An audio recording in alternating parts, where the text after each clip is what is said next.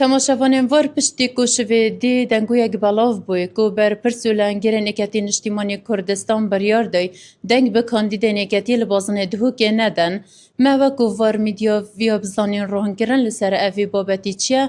Em li def Berêz Mihemed Esman berpirsê Malbendê Çarê Badînanên belê mamosta te bû me da diyar kirin. Çi rastî bû vî babetî heye tu wekû berpirsê bazinê dihûkê? Aya hewa biryar daye ku deng bi kandîdên Êketiyê nedin؟ بەڵێ لە ڕاستیە پێم خۆشە پێشەوەی وەڵامی جەنابەت بدەمەوە. بەشێک لە بەرپرسانی پارتی و ڕاگەیاندنی پارتی تفیان هەڵدا بۆ عاسمان، بەڵام لە سەرچاوی خۆیان بوو بە تڕشەک.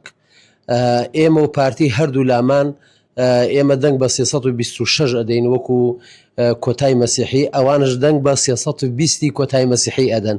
بۆ ئەوان وەتەنی و نیشتیمانیە، بەڵام بۆ ئێمە خاک فرۆشتنە. بۆیە کە ئەمان فێری ئەم جۆرە تەسریحانە بوونە و دەیانوێت بەم شێوەیە خۆڵکەنە چاوی خەڵکەوە. بەڵێ ئێمە و پارتی هەردووکمان لە بادینان لە دەنگی تایبەت هەردووکمان دەنگ بە مەسیحی ئەدەین.